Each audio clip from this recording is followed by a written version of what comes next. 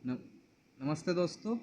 ये example 4 part 10 का video है। जिन्होंने पार्ट 5 से लेके पार्ट 9 तक नहीं देखा है वह प्लीज़ पहले उसे देख लें।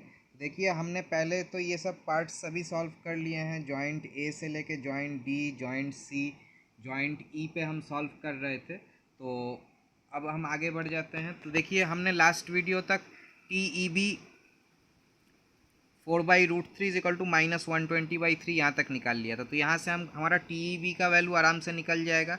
तो हम लिख सकते हैं T E B is equal to -120/3 into √3/4। तो ये आपका हो गया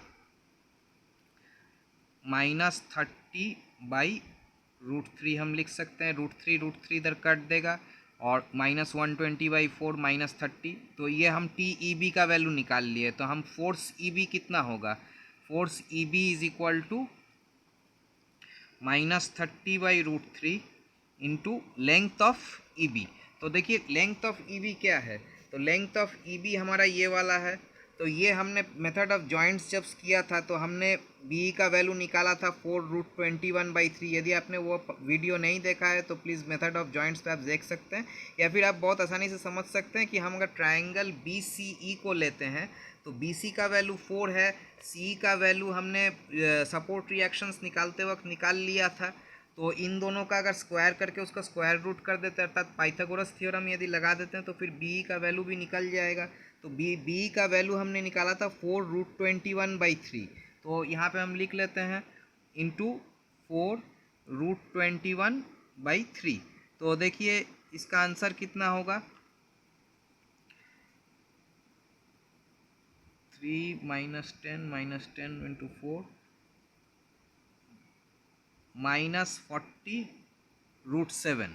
तो ये 10 हो गया, -30/3 -10 हो गया, -10 इंटू 4 -40 हो गया, और √21 को √3 से डिवाइड करेंगे तो फिर √7 हो जाएगा। तो ये हमारा फोर्स हो गया। अब इसको डेसिमल फॉर्म में हम थोड़ा कैलकुलेटर का मदद ले लेते हैं कि -40√7 का डेसिमल वैल्यू कितना होता है। देखिए, आ गया है -105.83। तो इसे हम लिख लेते हैं -105.83 किलो न्यूटन।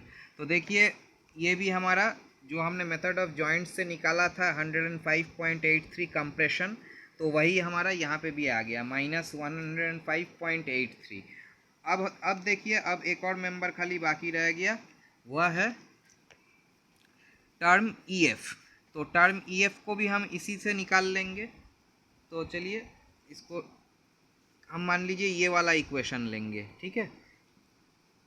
ये ये वाला ये वाला इक्वेशन ले लेंगे। तो इसी में डाल देते हैं वैल्यू। तो T E F 4/√3 plus term E B हमने कितना निकाला है? -30/√3 -30/√3 इंटू 8/√3 इज इक्वल टू -160/3। तो इसका अगर हम सॉल्व करेंगे तो क्या आएगा? टर्म ई एफ 4/√3 प्लस, नहीं, इधर माइनस हो जाएगा और इधर प्लस हो जाएगा, इज इक्वल टू -160/3। इधर माइनस इधर प्लस,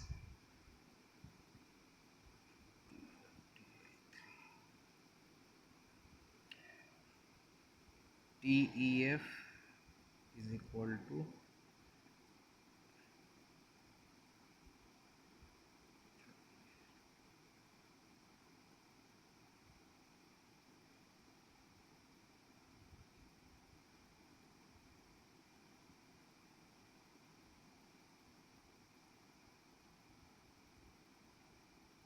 तो देखिए, टर्म ई एफ हमारा निकल गया 20/√3। अब हमारा फोर्स कितना निकलेगा ई एफ में? Force E F is equal to term E F multiplied by length of E F.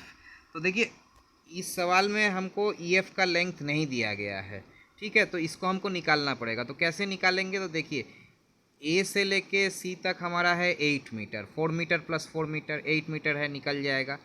और एफ का वैल्यू भी हम निकाल सकते हैं। ए बी और बी एफ का वैल्यू हमको अगर मिलेगा तो हम इसको पाइथागोरस थ्योरम से भी निकाल सकते हैं, ठीक है। तो देखिए हमने ए एफ का वैल्यू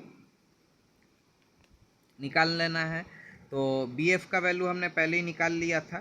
तो चलिए इसको सॉल्व कर लेते हैं। तो लेंथ ऑफ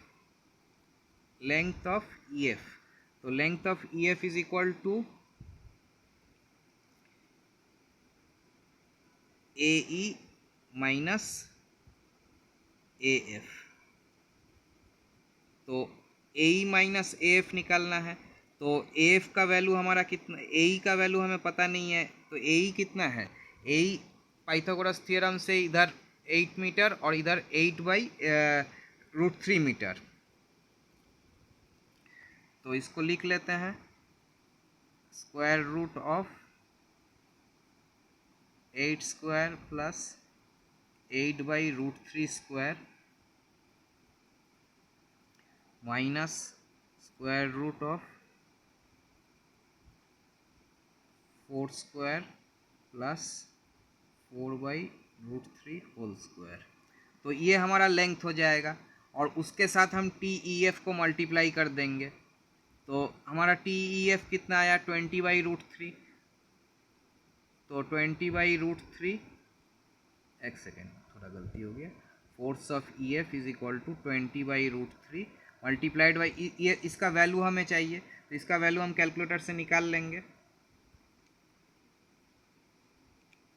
8 स्क्वायर प्लस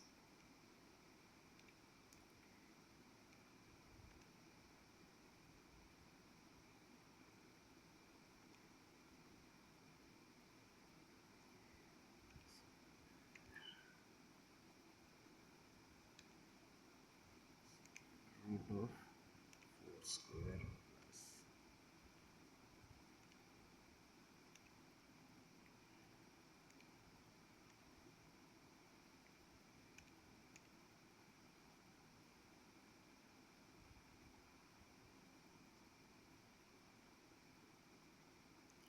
माफ़ कीजिए थोड़ा देर लग रहा है, मेरे कैलकुलेटर में थोड़ा प्रॉब्लम हो रहा है। तो देखिए दोस्तों इसका आंसर आ गया है 8√3/3, मतलब 8/√3 लिख सकते हैं। तो इसको 8/√3 लिख लिए, तो इसका आंसर कितना आया 160/3। तो 160/3 का वैल्यू कितना होता है, 160 divided by 3 is equal to, ये देखिए 53.33 किलो न्यूटन। तो देखिए एफ ई एफ का भी वैल्यू हमारा निकल चुका है। तो इसका मतलब हमने सभी मेंबर्स इसमें सॉल्व कर लिए हैं। अब हम ये वैल्यूज़ जो हमने मेथड ऑफ टेंशन कोएफिशिएंट से निकाले थे वो मेथड ऑफ जॉइंट से जो वैल्यूज़ हमने निकाले थे उसी के साथ मैच हो जा रहा है। इसका मतलब हमने मेथड ऑफ टेंशन कोएफिशिएंट सही से सॉल्व किया है, ठीक है। अभी देखिए एक आप काम कर सकते हैं, हमने जैसे यहाँ पे मेथड ऑफ टेंशन कोएफिशिएंट यहाँ पे स्टार्ट किया था, उसके बाद हमने कोऑर्डिनेट्स लिखे, उसके बाद हमने जॉइंट ए को सॉल्व किया, जॉइंट डी को सॉल्व किया, जॉइंट सी को सॉल्व किया, उसके बाद जॉइंट ई को सॉल्व किया। तो हमने ये सभी जॉइंट सॉल्व किए हैं, हमने 2-2 मेंबर्स करके हर जगह से सॉल्व कर लिए हैं, 8 मेंबर्स हमने सॉल्व किए हैं। तो आप एक काम कर सकते हैं, एक टेबल बना लीजिए। एक आप लास्ट में जैसे होता है यहाँ पे आपका सॉल्व हो गया तो आप एक टेबल बना लीजिए। टेबल में सबसे पहले लिखिए मेंबर, उसके बाद लेंथ, उसके बाद टेंशन कोएफिशिएंट, उसके बाद फोर्स और उसके बाद टाइप। तो देखिए मैंने अपने पिछले वीडियोस में इस टेबल को बनाना सिखाया है। आप मेथड ऑफ टेंशन कोएफिशिएंट का कोई भी एक टेबल उठा लीजिए तो आपको वहाँ पे मिल जाएगा कि कैसे इस टेबल को बनाना है और कैसे इन फोर्सेस को वहाँ पे लिख देना है।